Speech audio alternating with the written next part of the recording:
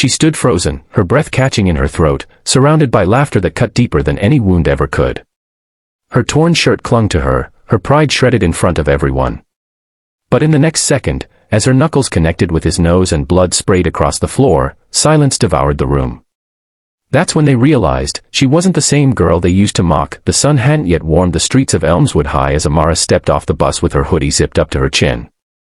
Her second-hand jeans hung slightly loose, and her shoes had seen better days. She kept her head down, the voices around her blending into a fog of whispers, chuckles, and dismissive glances. Amara wasn't new to being invisible. Ever since her mom passed 2 years ago and her dad lost his job, life had been about survival. She was the quiet girl, the odd one, the charity case to some. What they didn't know was that Amara woke up at 5 a.m. every morning, made her little brother breakfast, helped him dress, walked him to the neighbors before school, and still managed straight A's. To her, kindness mattered. She never retaliated when people tossed comments about her clothes or her silence. She believed that one day, it would all change. She didn't know how. But she believed. Until that one day, everything did change. It was lunchtime when it happened. The cafeteria buzzed with energy. Amara was seated at a corner table, eating her sandwich while scribbling down notes. She liked to use lunch breaks to study. That's when Logan approached, the school's golden boy. Star athlete. Rich parents. A cruel sense of humor masked as charm. He sauntered over with 2 of his friends, smirking. "Hey, charity case," he said just loud enough for everyone to hear. "You dropped your confidence again." "Oh wait, you never had any." The table near her giggled. She ignored it. But Logan wasn't done. "You know what would look better than that ugly shirt," he sneered. Then he grabbed the collar, and before she could stop him, he yanked it. A loud rip echoed through the cafeteria. For a split second, time froze. Gasps. Laughter. Phones raised.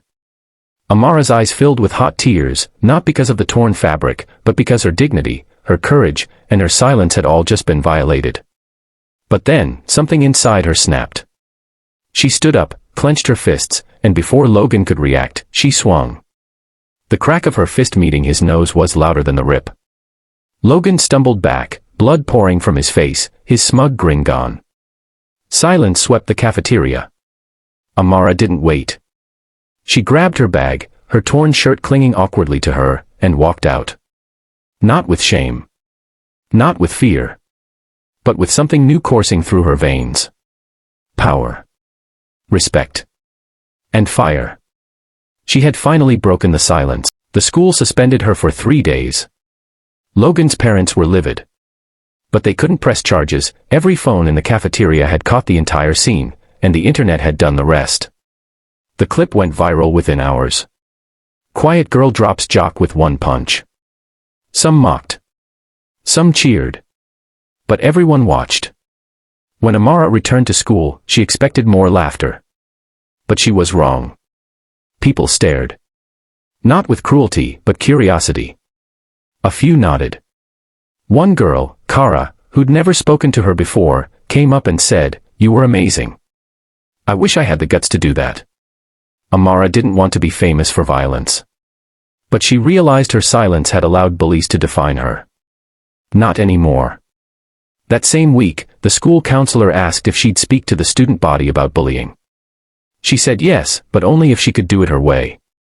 On Friday, Amara stood on the auditorium stage, the same place she'd hidden behind curtains during plays because she was too quiet. Now, the spotlight was hers. She spoke about growing up invisible. About taking care of her brother. About the torn shirt, and what it meant to stand up, finally, when the world pushed too far. You could hear a pin drop. By the end, the same students who once whispered and laughed, stood up and clapped. Some even cried. Weeks passed. Amara joined a self-defense class, not for revenge, but for growth.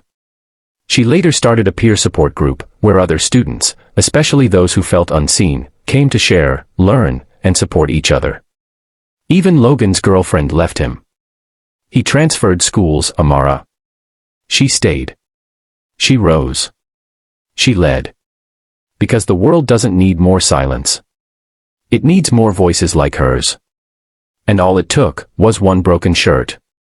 And one punch that rewrote her story. Sometimes the world pushes too far, expecting you to break. But when you rise instead, you don't just defend yourself.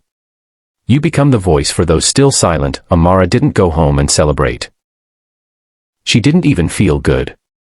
Her hand hurt, her eyes were swollen from holding back tears, and her heart pounded as if trying to escape her chest. All she could hear in her head was that awful sound, the rip of her shirt, and then the silence after the punch.